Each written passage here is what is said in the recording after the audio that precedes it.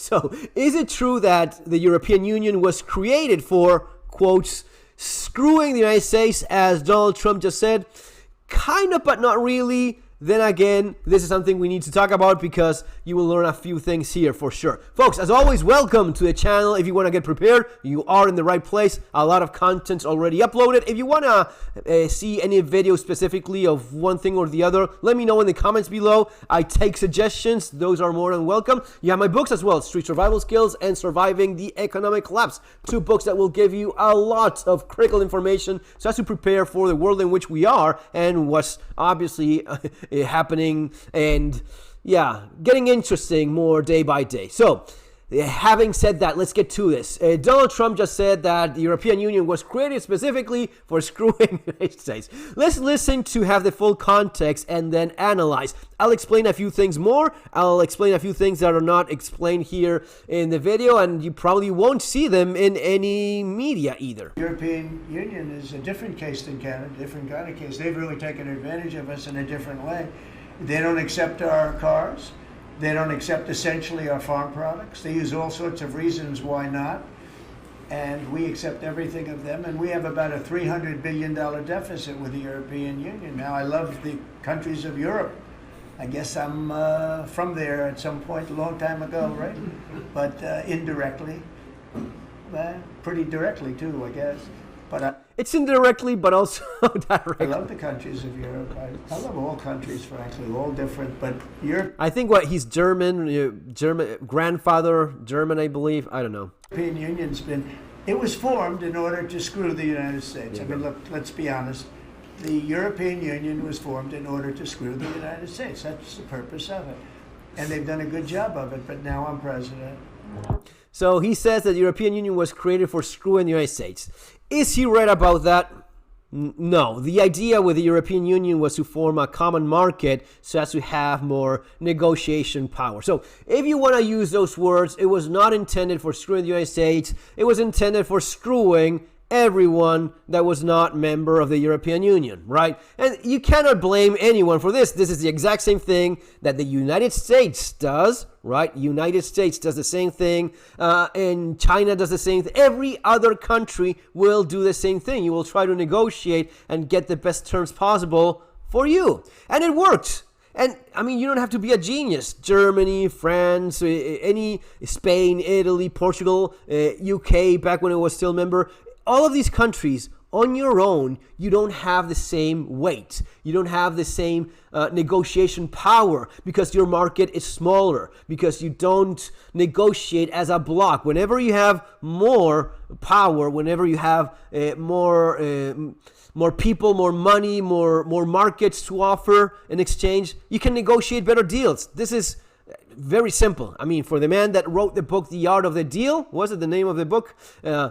He has to know this perfectly well. But he is presenting it as, oh, yes, the European Union was created for screwing us.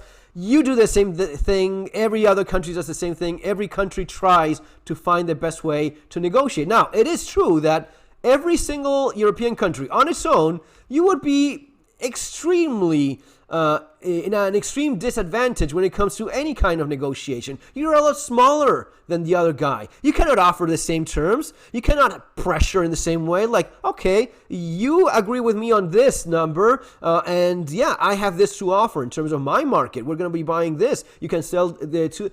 It all matters. The big fish is the one that rules the pond. The little fish is the one that gets eaten. Enough said about that. So no, it's not anything against specifically, and it worked. It worked very well. Think about it. When it first started, the European Union was intended as a common market, right? So it was the entire market pressuring and using the weight for these negotiations. Some of these negotiations go on for a very long time. In fact, you probably don't know, but there's been a negotiation with Mercosur. Mercosur is basically Latin America, Argentina, Brazil. I don't know if Chile, I think Chile is there anyway. But only with Mercosur in general, that is massive agricultural potential that you have with Europe, right? So that negotiation went on for 20 years. It was 20 years of negotiating between the European Union and Mercosur. And it was finally done a few months ago. A lot of people were like, oh, this is never going to happen. This is so stupid. This will never end. And yes, it must have been extremely boring and bureaucratic, running out all of the details of negotiating and whatnot.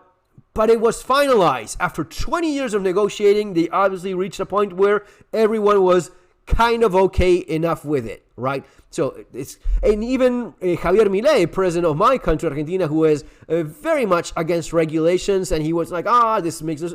At the end of the day, when it was finally done, he had to go like, yeah, this is gonna work for us, works for you, okay, we're gonna go with this thing. It's maybe one of the few reasons why Javier Milei still has not pulled Argentina out of the Mercosur, because Mercosur already has a deal finalized with Europe. After 20 years, it's not going to happen overnight. So what you have here is a couple other things. He does say a few things here, which, let me go back. Accept everything of them. Why not? And we accept everything of them, and we...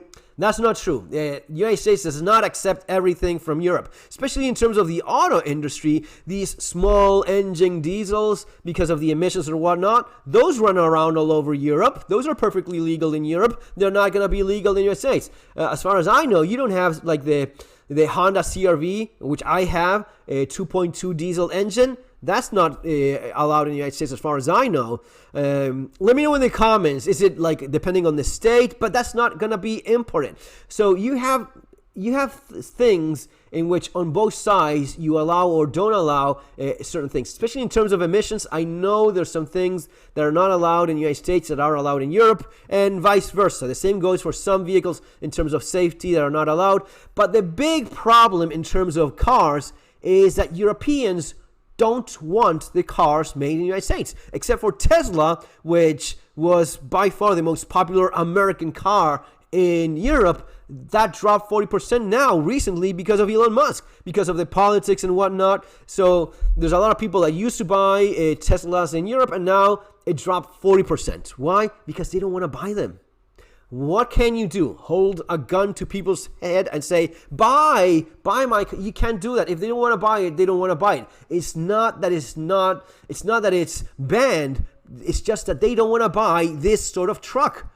This thing goes great in Texas. It does not go great in a small European town or large European town where you have the old town was 1,000 years old, intended for freaking horses. And no, this is a pain in the ass. So it is about the culture. It is about the size of the car. It's not that you don't have roads in which you can actually drive. That's not really a thing. You can drive it, but it is not culturally something that they look forward to.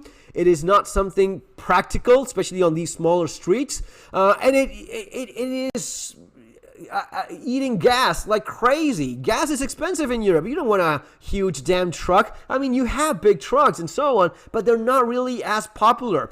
In Texas, you will drive around and see the hot moms driving a big ass 6.0 cylinder truck, which she will never bring out of the freaking mall. That is not a thing in Europe. That is considered stupid and wasteful and not practical, and you have other cars that do a better job at it. It is cultural. It is about how much it costs. It is about how much the freaking car costs itself, right? Why would you drive that? And yes, this is the joke of, small cars are far more popular in Europe than they are in the United States. Yes, they are. You don't have to drive that thing, but even SUVs tend to be a little bit more, again, on the SUV size sort of thing. Honda, Suzuki, Toyota, you have cars that are just a little bit better suited for not only the small streets like you see here, right? All of these things. Most people don't live in these things, right? You live in a more modern place where there is, the parking space is the same everywhere you go. So it's not as if it won't fit, but people just don't want to buy them.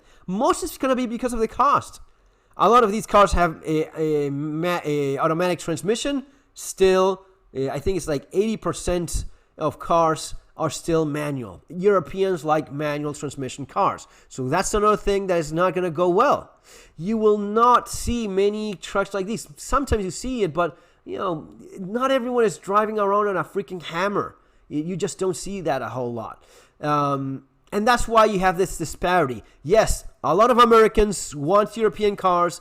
no, Europeans don't tend to want American cars, and it's not because of regulation, which there may be a thing here and there, especially with certain engines and emissions and whatnot on both sides, but it's mostly about the market not wanting them. And it is the same thing for the United States. Let's say someone wants a truck in Europe, they're a lot more likely to buy something like this, like your Toyota Hilux Champ, right? Why? Because it's more efficient, it's cheaper, it's a little bit smaller than that thing over there.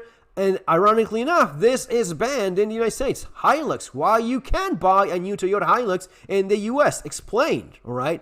And why? Well, it's going to be because of not meeting US standards. The Champ hasn't been certified to meet US safety and emissions regulations. These regulations are stringent and vehicles have to jump through specific hoops.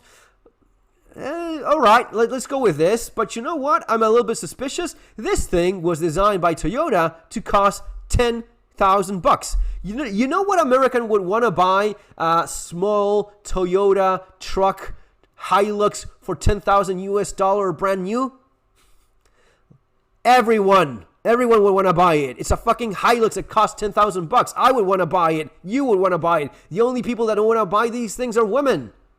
Every dude in the planet would want to buy a $10,000 Toyota Hilux, unless you've gone through a transition or whatnot. But the point is, why is it that this? Well, because if I'm selling the American dude a Hilux for $10,000, I'm not selling him some other car that's going to be using a lot more gas and it's going to cost 2-3 times more instead. Yes, that's why you want to have more expensive cars. And I get it. It's about the market and whatnot. So that's what Trump is not saying when he says that the European Union was designed to screw. And the other thing, especially in terms of food, and I have another video showing a lot of people, many Americans that have moved to Europe that are particularly happy with that thing that he mentioned, which is food. No, Europe, and that is because of regulation. Europe will not allow many food items. There are some, but many food items from the United States are not allowed because of regulation. And those regulations are going to work for everyone. That's maybe one of the things that had to be ironed out with Mercosur. Like, you can sell us this thing, but you cannot sell us that grain if you use this fertilizer and you modified it this way and this and that. So it's a pile of regulation that you have to comply with. Within Europe, everyone has to comply with that. If you're bringing something from the United States, it needs to comply with that as well.